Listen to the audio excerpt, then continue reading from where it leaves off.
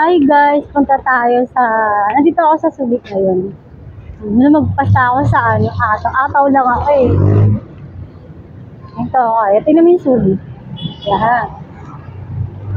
Busy ng konti. Busy. Hi! Ayan. Busy sila. Maganda yan pang negosyo. Maganda yan para sa mga tao, ng mga negosyo. Ayan.